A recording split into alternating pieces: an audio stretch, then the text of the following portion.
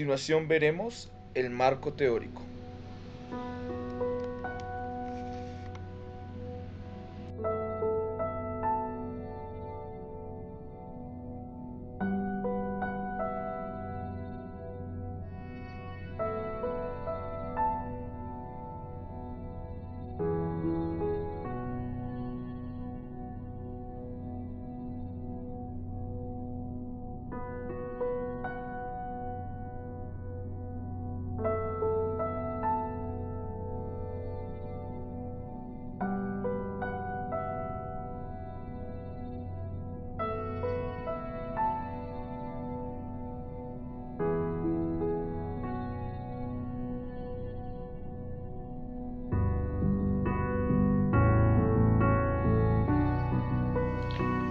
Ok, entonces ahora vamos a hablar sobre la dirección del campo eléctrico. Para ello vamos a dibujar una carga positiva, llamémosla Q, y en otro punto, llamémoslo P, vamos a dibujar una carga de prueba, es decir, una carga muy pequeñita, vamos a llamarla de nuevo Q sub 0. Cuando la carga es de signo positivo, nuestro campo eléctrico va a apuntar en dirección hacia afuera de la carga. Entonces vamos a dibujarlo acá. Nuestro campo eléctrico en este caso va a apuntar hacia afuera de la carga. Pero vamos a dibujar en esta parte lo mismo, pero con una carga negativa. Cuando la carga es negativa, se dice que la dirección del campo eléctrico es hacia adentro de la carga. En este caso, vamos a dibujar nuestro campo eléctrico hacia adentro. Esa sería la dirección del campo eléctrico cuando la carga es positiva y cuando la carga es negativa. Matemáticamente esto se escribe de la siguiente forma. Esto ya lo vimos por allá en la ley de Coulomb. Se escribe la siguiente fórmula: fuerza eléctrica igual a constante eléctrica por Q sub 0 sobre la distancia, que sería pues la distancia a la que está la carga de prueba, esta es, digámosle, Q sub 0' de nuestro objeto cargado, nuestra carga puntual, al cuadrado, y por un vector unitario que nos va a dar la dirección. Entonces esto sería la fuerza eléctrica ejercida por Q sobre Q sub 0 es esto. Análogo a esto, teniendo en cuenta esto, tenemos que el campo eléctrico en P, en el punto P, es decir, donde tenemos nuestra carga de prueba, es, y vamos a anotar esta fórmula que es la que nos va a dar la dirección del campo eléctrico, ¿no? Que es, campo eléctrico es igual a Q, es igual a constante eléctrica por Q, que es nuestra carga, que es la que genera el campo eléctrico, sobre R cuadrado, que es la distancia desde la carga hasta nuestra carga de prueba. Y esto pues por R, por un vector unitario R. Ok, esto es para hallar la magnitud y dirección del campo eléctrico cuando solo hay una carga de prueba. Pero ¿qué pasa cuando hay más cargas? Cuando hay más cargas, por ejemplo, tenemos acá una carga positiva, otra positiva y una negativa. Y colocamos por acá nuestra carga de prueba sub 0, pequeñita. Entonces, cuando tenemos varias cargas, lo que tenemos que hacer es primero sumar individualmente esta y posteriormente sumarlo vectorialmente para todo cuerpo cargado eléctricamente modifica la configuración eléctrica del espacio que la rodea, ¿sí? A cada punto del espacio se le asocia una propiedad vectorial llamada campo eléctrica, como ya lo sabemos. Cuando teníamos una carga positiva, entonces esto genera un campo eléctrico. A eso nos referimos con esto. Es decir, el campo eléctrico es una característica del espacio debido a las cargas, ¿sí? Todo es como decía. como decíamos anteriormente, toda carga genera pues un campo eléctrico correspondiente, que decíamos que también el campo, una carga negativa genera un campo eléctrico hacia adentro y viceversa, una carga positiva un campo eléctrico hacia afuera. El campo eléctrico, el vacío o en el aire, produce un conjunto de electrodos cargados, es el mismo que produce un electrolito, ejemplo, agua disuelta con sal, que es lo que vamos a utilizar. ¿Qué es lo que dice acá? Pues lo que dice acá es que el campo eléctrico no varía independientemente de que esté en el aire, en el espacio o en un medio acuoso, en este caso un electrolito que es agua y sal, que es lo que vamos a utilizar nosotros para describir las líneas equipotenciales. Entonces pues no va a variar si está en el espacio, el aire o en un electrolito. Bueno, este hecho nos proporciona un método para poder trazar las líneas equipotenciales y posteriormente las líneas de campo eléctrico. Bien, ahora veamos a qué se refiere esto con líneas equipotenciales, ¿cierto? Pues las líneas equipotenciales son superficies, como su nombre lo indican, con un potencial igual. Más exactamente se denomina superficie equipotencial a cualquier superficie constituida por una distribución continua de puntos que se encuentran a un mismo potencial eléctrico. Vamos a hacer un esquema para entenderlo mucho mejor. Entonces, por ejemplo, tenemos una carga y las superficies equipotenciales de una carga, en este caso una esfera, pues serían pequeños cascarones, esferas. Supongamos que están a la misma distancia de la esfera. Las superficies equipotenciales en este caso pues serían esferas. Para un cilindro pues serían ya envolturas. Y una característica importante de estas superficies equipotenciales es que el campo eléctrico siempre va a ser perpendicular a estas superficies. Es decir, tenemos el campo eléctrico saliendo de este caso de la carga y siempre va a ser perpendicular a la superficie, es decir, 90 grados con la superficie. Si las líneas equipotenciales van a ser perpendicular, en este caso al cascarón.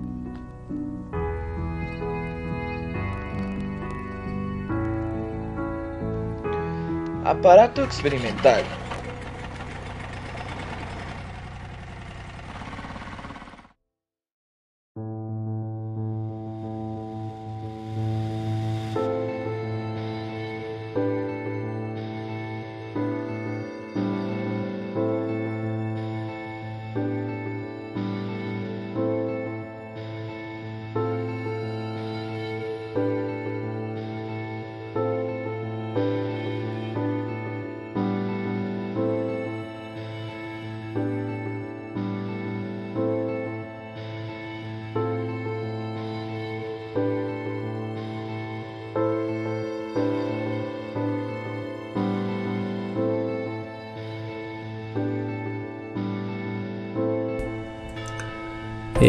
Aparato experimental.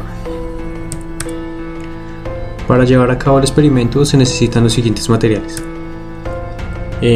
Necesitaremos un recipiente de plástico, un generador, un cable de potencia número 14, un voltímetro, láminas y agua y un poco de sal en el agua.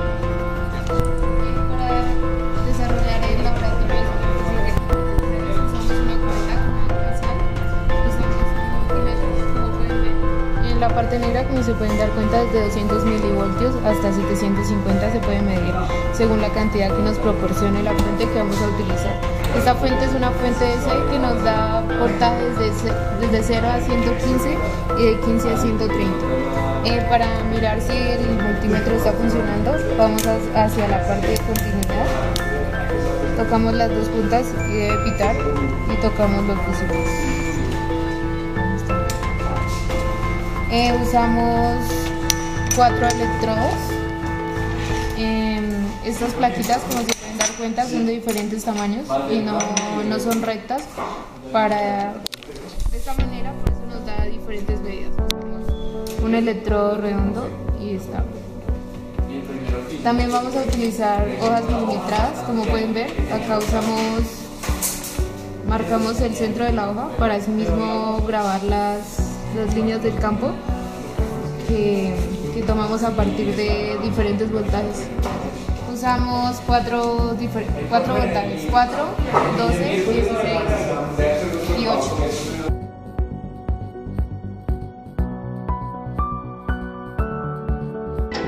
Procedimiento.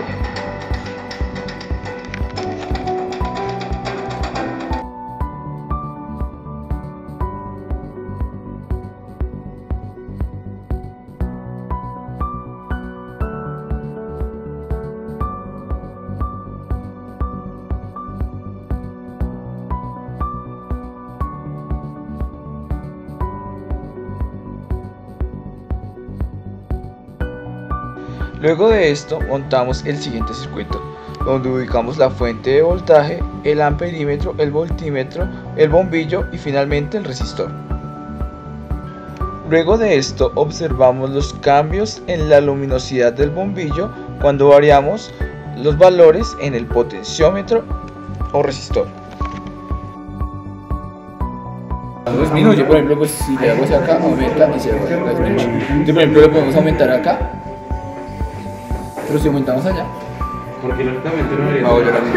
No pasa nada. se supone que porque es con tierra. entonces aquí toca bajarle de más poquito. Deberías no aumentar tanta con. Sí, es lo que estoy mirando. Uy, huele quemado. Es que le subió como a 10, güey. Ah, mira, muévelo y verás que cambia acá la... Sí, también se mueve allá. Solo que estaba bien. Luego lo quemado, creo que salió. No, que se... No, pero no. Tranquilo, a ver acá. Tranquilos, güey.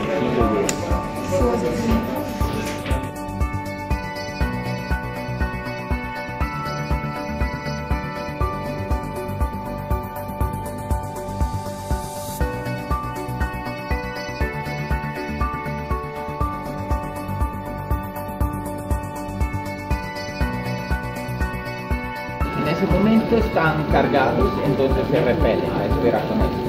Cuando tú acercas el dedo, lo descargas, entonces ya no se repelen. Entonces el dedo. Pero dice cómo montar una conmutación. O sea, ahí, cuando toca el dedo, no, se vuelve neutro. Entonces tú lo vas descargando y otra vez vuelve allá, lo vas descargando.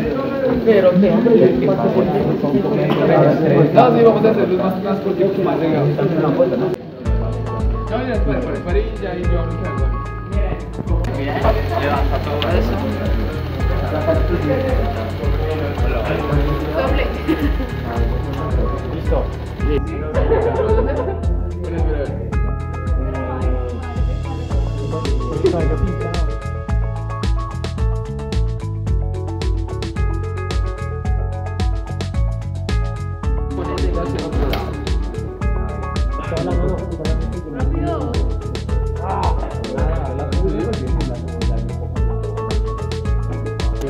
Pero todo que grabe como el 10 de que se vea. No, eso se me da. Sí, ahí se ve. Listo. Tóquelo. Descarga. Con toda la mano. Acá. ¿Viste cómo se va?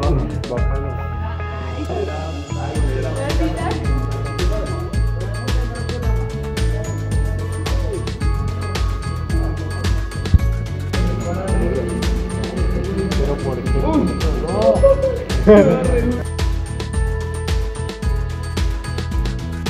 Lo siento. Siento que me eriza el vello de los brazos.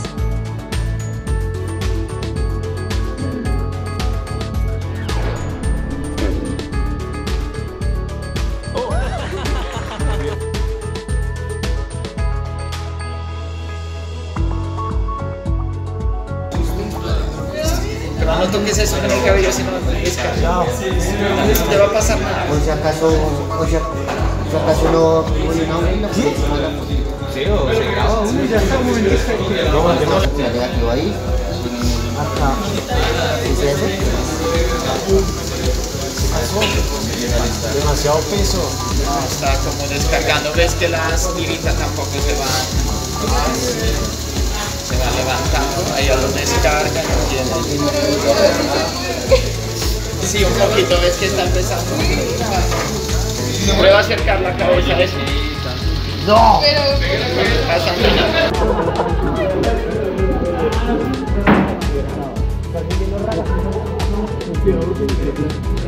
No, si antes había unos otros generadores que tenían más potencia y eso ya después que se culminaron los estudiantes los cambiaron. Te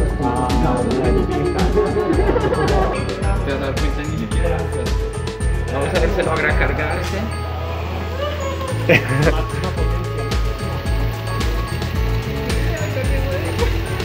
No, que lo va descargando. Porque no tendría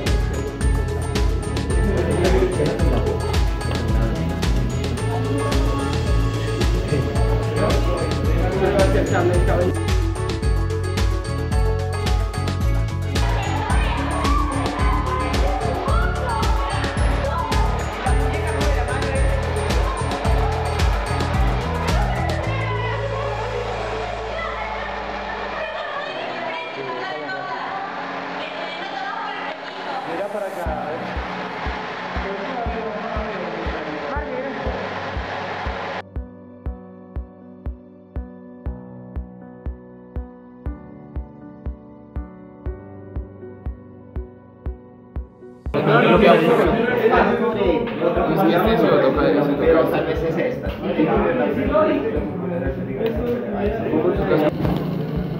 como así. Eso. Y prueba a quitar ese contacto, que tal vez eso es lo que lo va descargando.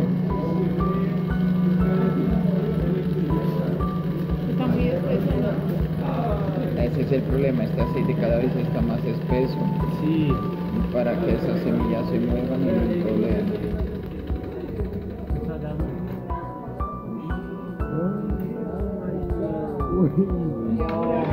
Está como oprimiéndolo, ¿sí?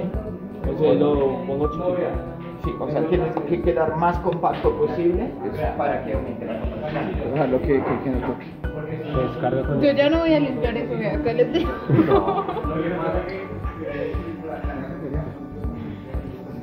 Huele como a miel de abeja. Como a mí, Elda. Listo, mándese.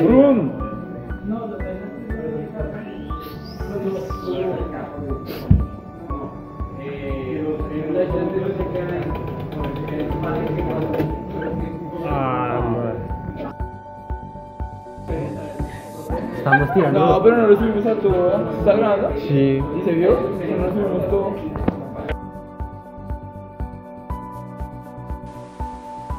Hemos agitado para que esas diminutas partículas de manzanilla se mantengan en suspensión y son ellas las que van a recibir el efecto de las cargas eléctricas provenientes sea del polo positivo o sea del polo negativo. Vamos a bajar la distancia de la esfera de aluminio proveniente del polo positivo para ubicar en la superficie del aceite con manzanilla.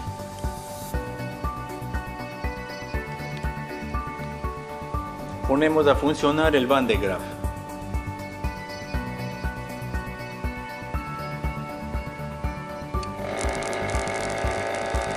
Se empieza a ordenar las diminutas partículas de manzanilla como líneas perpendiculares que salen desde la esfera de aluminio. Estas son líneas de campo eléctrico que se configuran desde este monopolo positivo. Las líneas van, salen y van hacia la parte externa. Yo voy a producir una descarga del polo negativo aquí en la esfera para ver cómo las partículas se cargan y se descargan.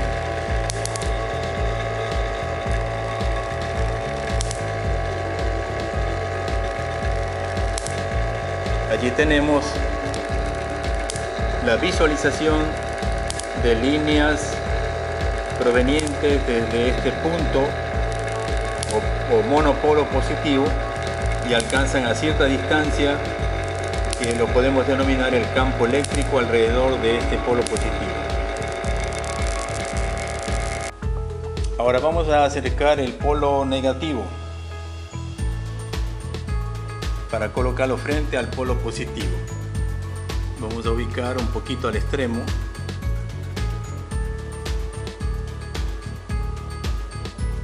Prendemos el Van de Graaff.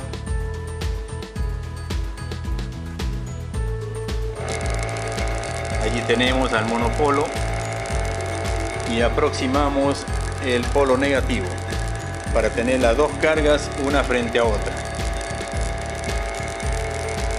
Se aprecia una agitación, un considerable movimiento de todas las diminutas partículas de manzanilla en el medio aceitoso, y vemos que tratan de graficar como que quieren unir los polos, pues unas cargas positivas provenientes del monopolo positivo tratan de unir o llegar al monopolo negativo.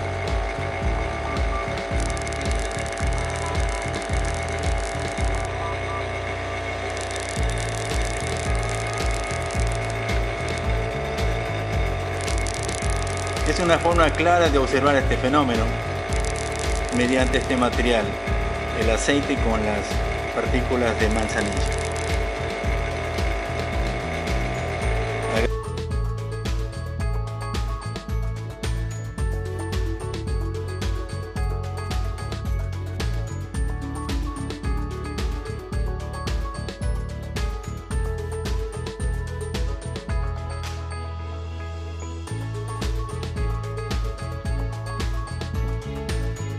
Bien, ahora lo que vamos a hacer es un experimento llamado superficies equipotenciales. ¿Cuál es el objetivo de este experimento?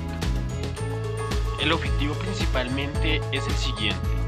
El objetivo es examinar la naturaleza del campo eléctrico mediante el trazo de líneas equipotenciales correspondientes a una distribución de carga, y a través de ellas generar la representación de líneas asociadas al campo, ¿vale? Pues en el siguiente experimento lo que vamos a hacer es utilizar esto para verificar la naturaleza, analizar la naturaleza del campo eléctrico. Entonces vamos a tener una cubeta, vamos a utilizar agua en este caso para medirla, para medir las líneas equipotenciales. Supongamos que esta es una cubeta y acá está el agua. A esto le vamos a añadir sal, le vamos a colocar acá unos electrodos en esta parte que van conectados a un voltímetro, a una fuente, a un voltímetro para medir el voltaje que se está utilizando, y a una fuente para suministrarle energía. Procedimiento. Lo primero sería marcar en una hoja los cuadrantes, luego la colocamos en el recipiente, colocamos las placas de metal a los extremos, del polo positivo de la pila colocaremos un cable hacia una laminilla y del polo negativo colocaremos un cable a la otra laminilla. Con el cable negro, que es neutro del voltímetro, lo colocaremos en el mismo lugar donde colocamos el cable del polo, y el cable rojo, que es el positivo del voltímetro, lo manipularemos dentro del agua para seguir los cuadrantes. Bueno, vamos en 8 voltios. Vamos a proceder a realizar la medición de las líneas de superficie en el voltaje de 8.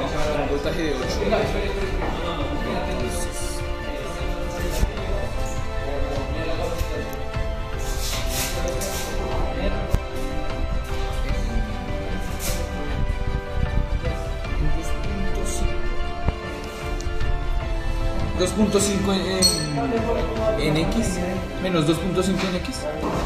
y 0 en Y.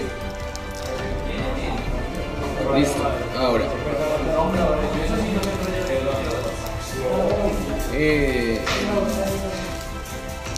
2.4 en X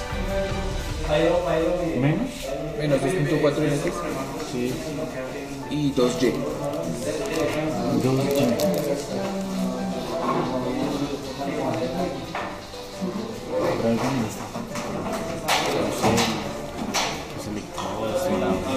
En 2.4 en X menos 2.4 en X y 4 en Y. Listo, ahora vamos a medir en Y6. Entonces 2. Menos 2.5 en Y y 6X. Y ahora por último en 8. ¿Cómo era esto? 2.5 en Y. 2.5 en Y, sí. Y no, 2.5 en X, menos 2.5 en X y 6 en Y. Ahora en 8 es en 8Y nos da en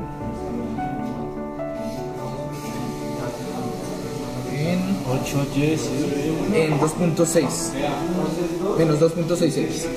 menos 2.6, sí. Listo, vamos a proceder a medir los negativos. En menos 2.5 en X y menos 2 en Y.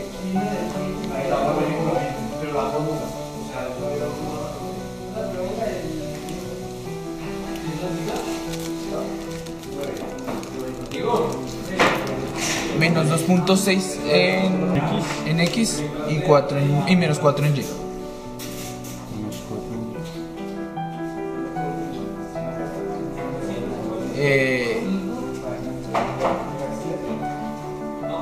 Menos 2.7 en X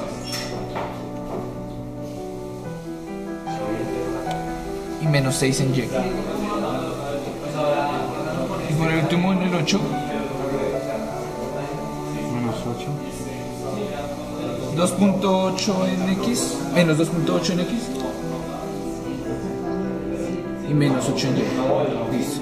A continuación vamos a realizar la medición de las superficies equipotenciales. Vamos a hallar las coordenadas para los voltajes de 12. Entonces, en el eje X, en la coordenada 1.4,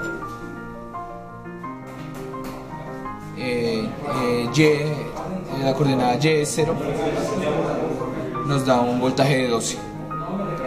Si nos dirigimos hacia arriba, en el punto 1.4 en X y 2Y.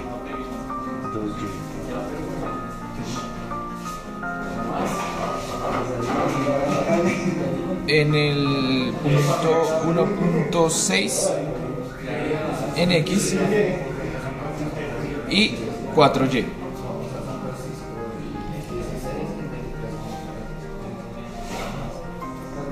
En el punto 1.7 en X y 6Y.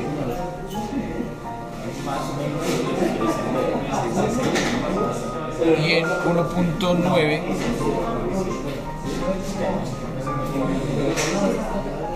en X y 8Y.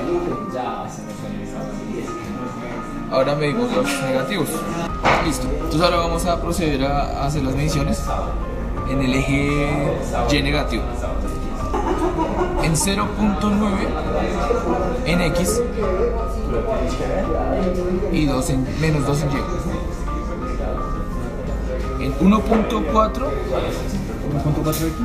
1.4x menos 4y.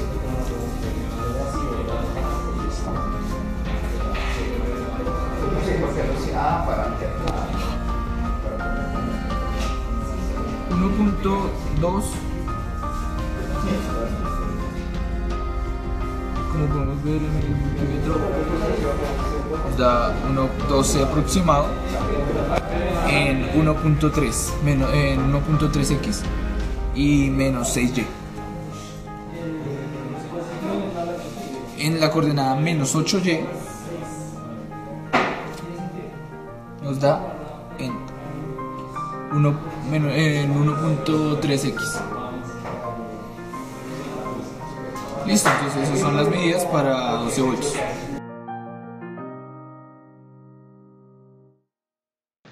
Datos experimentales.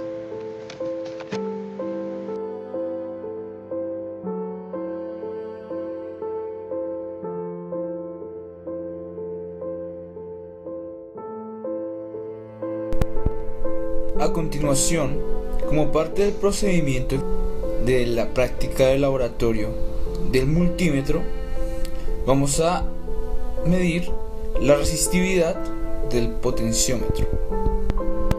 Como podemos ver, el multímetro posee diferentes funciones.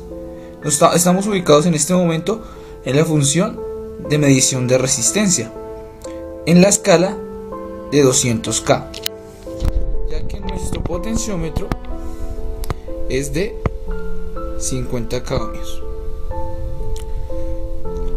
Como podemos ver, en este momento se encuentra en ceros. Vamos a comenzar a variar, a aumentar, y podemos ver cómo el multímetro muestra la variación y comienza a aumentar su resistividad.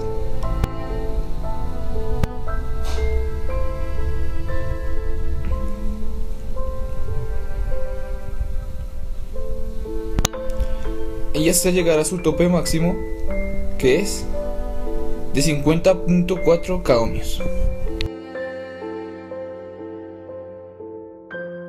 Dándole valores a Y, obtuvimos el potencial en X con 4 diferentes voltajes: 4, 8, 12 y 16.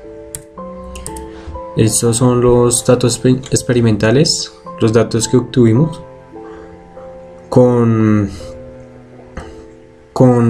el generador con 4 voltios, 8 voltios, 12 voltios y 16 voltios. Entonces esos fueron los datos.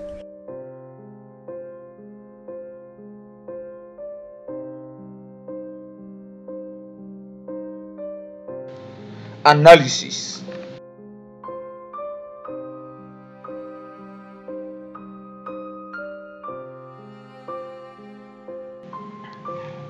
En el laboratorio que se realizó anteriormente, pudimos conocer las diferentes funciones que tiene el multímetro y usamos un potenciómetro como regulador para ver su variación por medio de la bombilla. Energizamos el circuito con una fuente DC. Es muy importante tener en cuenta lo siguiente. Como podemos ver, con ayuda de un cable hemos hecho la conexión de las dos puntas del multímetro. La punta roja sale del positivo, la punta negra sale de la función del multímetro que dice COM. Al estar conectados a este cable, conectamos la punta roja por medio del cable a cualquiera de los dos extremos. En este caso escogimos el extremo izquierdo del potenciómetro, y la tierra o el cable negro, el COM, la punta negra, está conectada a la parte central del potenciómetro. De esta manera podemos medir la resistividad. Es importante escoger y seleccionar la escala adecuada. Si por ejemplo nos remitimos a una escala de 20K, nuestro multímetro no nos va a poder realizar la medición correctamente. Por ejemplo, si comenzamos a variar el multímetro en la escala de 20K ohmios, al principio nos va a medir la resistividad, pero luego de superar su tope máximo, le va a ser imposible calcular la variación del potenciómetro y no va a poder darnos un valor adecuado. Lo mismo, tampoco nos podemos ubicar en la escala de 20 megas. ¿Por qué? Porque al realizar la variación, ciertamente nos va a mostrar algunos datos, pero no nos va a mostrar precisión. Entonces, por ejemplo, aquí se encuentra en 30K ohmios, pero como estamos en la escala de 20 megas, solo nos va a mostrar 0.03.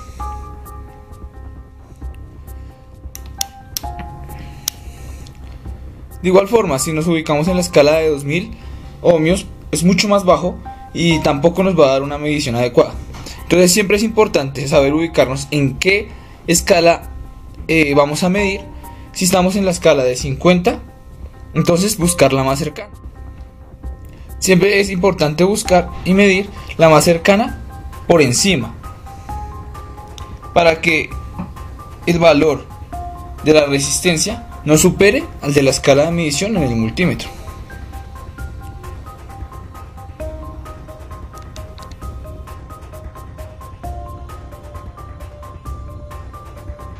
En el laboratorio del generador de Van der Graaf pudimos observar que para el experimento de la elevación de los papeles es necesario que los papeles sean delgados y preferiblemente que sean de servilleta. De esta forma, el campo eléctrico que se genera a partir de la esfera de aluminio pueda hacer que los papeles se eleven, como lo pudimos evidenciar en la práctica. Entonces, es necesario que los cortemos en trozos muy delgados y que permitamos que el generador los cargue eléctricamente para que podamos ver el fenómeno eléctrico de manera más clara. Cuando probamos en el laboratorio la descarga que provenía del generador, pudimos darnos cuenta de que en muchos casos era necesario dejar que el generador se cargara bastante tiempo para poder sentir una descarga considerable.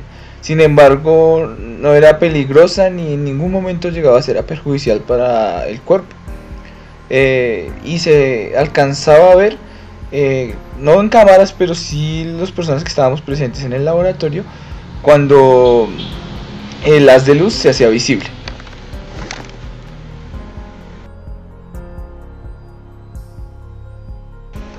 En la prueba de la elevación del cabello no pudimos obtener los resultados esperados por dos principales razones.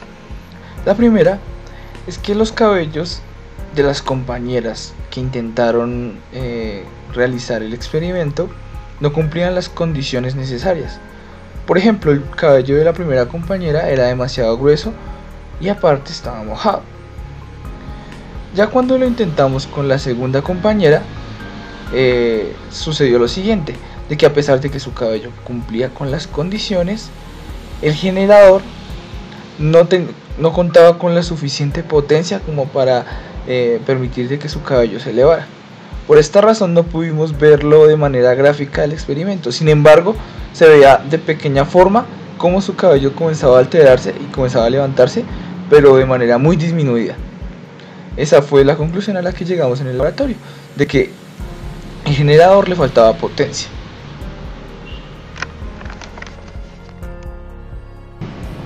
En el laboratorio de las semillas pudimos analizar lo siguiente. No pudimos ver la configuración de las semillas viendo las líneas de campo por las siguientes razones. El aceite de resina que nos proveían en el laboratorio estaba bastante viejo y era demasiado denso para permitir que las semillas se alinearan y se configuraran de acuerdo al campo. Y la segunda razón, por la que ya mencionamos también en los otros experimentos que no se pudo evidenciar, fue porque los generadores no contaban con la suficiente potencia para permitir de que las semillas se movieran. Entonces, por esta razón no pudimos realizar de manera adecuada el experimento, a pesar de que en esta práctica sufrimos con el percance de que uno de los generadores se nos dañó, y nuevamente cuando tratamos de volver a hacer la práctica, el segundo generador también se dañó. Entonces pues no estaban en óptimas condiciones para realizar la práctica. Sin embargo, alcanzamos a ver que algunas semillas sí se alcanzaban a mover, pero solo las que estaban muy cerca a los electrodos.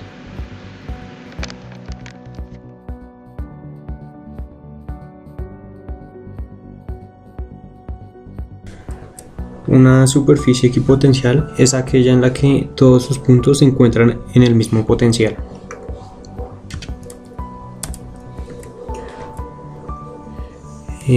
Este trabajo se ha expuesto después de una práctica de laboratorio con el fin de investigar y aclarar aquellas dudas que quedaron expuestas en él, su comportamiento y su definición en general. Con esto también queremos llegar a estructurar aquellas dudas que se crearon en el laboratorio, porque con ello podemos entender más sobre las superficies equipotenciales y en qué nos puede ayudar, y sobre todo para qué nos sirve o en qué la podemos aplicar, ya sea en nuestra vida o en nuestra carrera. De acuerdo a los datos experimentales del potencial eléctrico, hemos hecho una gráfica en donde se muestra cómo cambia el potencial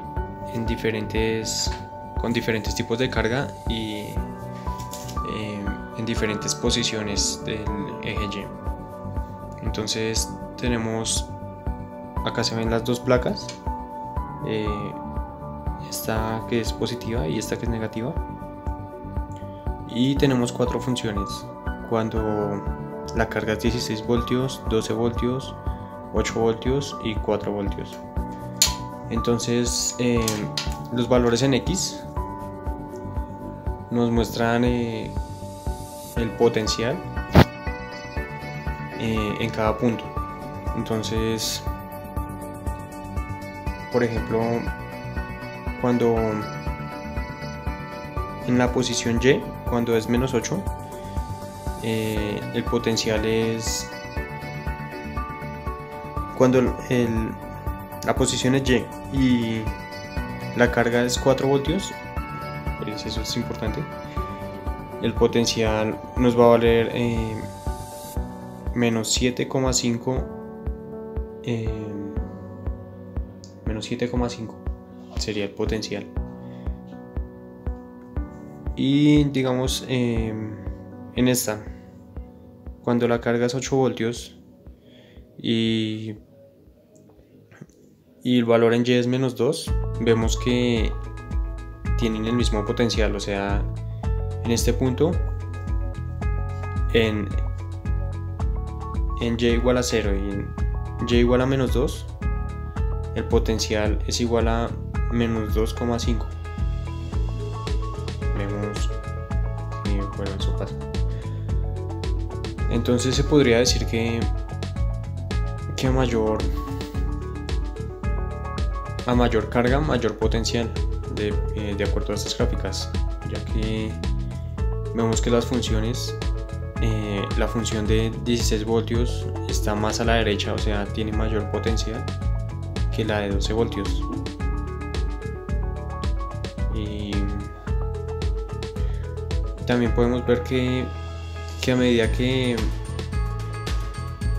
el punto, que la carga, que el potencial está más distante de la placa positiva, entonces la carga va a ser mayor.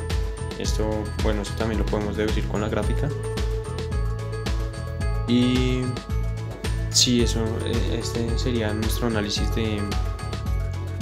con los datos del experimento del potencial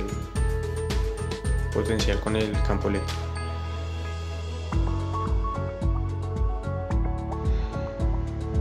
Conclusiones. Las conclusiones respecto al laboratorio del multímetro son las siguientes. Para realizar la medición de la corriente en cualquier circuito, es necesario ubicar el multímetro en configuración serie, de forma de que la corriente pase por las dos pinzas del multímetro y que las conexiones dentro del multímetro estén en amperios. En la escala del multímetro también esté en amperios y que esté debidamente ubicado el valor más cercano por encima. De esta forma podremos medir la corriente de forma veraz. Para medir el voltaje debemos ubicar el multímetro en configuración paralelo. De esta forma podremos ver cuál es la diferencia de potencial entre dos puntos. Y también debemos ubicar la perilla del multímetro midiendo voltaje. Y como ya lo mencionamos antes, que su medida esté la más cercana posible por encima.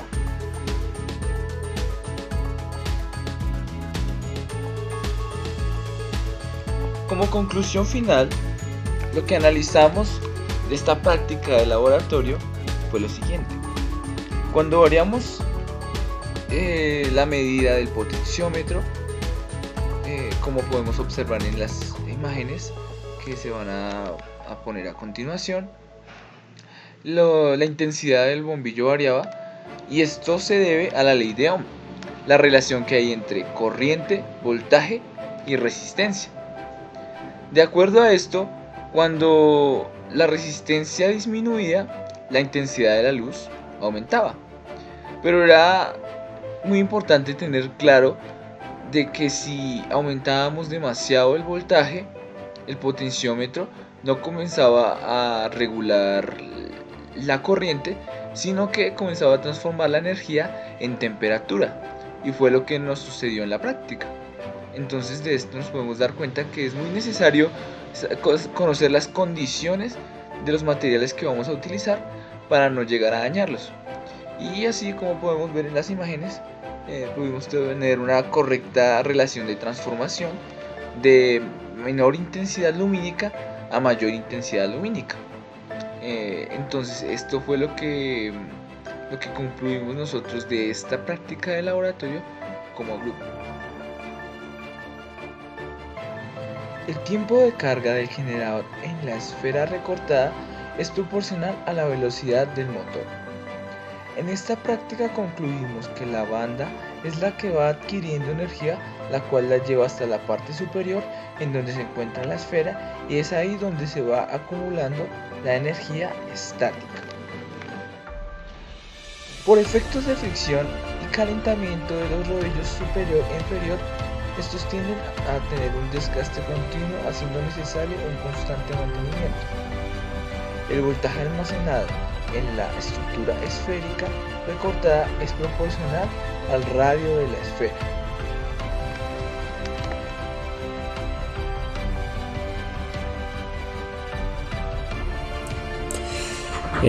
Bueno, ahora las aplicaciones. Con esto podemos desarrollar prácticas para la implementación de fuerzas en motores, donde a partir del campo generado se aplica pues en turbinas, controles, generadores, circuitos eléctricos y electrónicos de sistemas operativos y de mantenimiento para elaboración y funcionamiento de aviones. Sí, esta sería una de las aplicaciones, y pues además también lo podemos usar para cálculos de diferencias en estructuras y mecanismos ocasionados por cambios externos o de medio ambiente que inciden en el desempeño óptimo mecánico y eléctrico de partes fundamentales en diseño e ingeniería aeronáutica, entre otras. Entonces para eso nos sirve el estudio de las superficies equipotenciales. Y listo.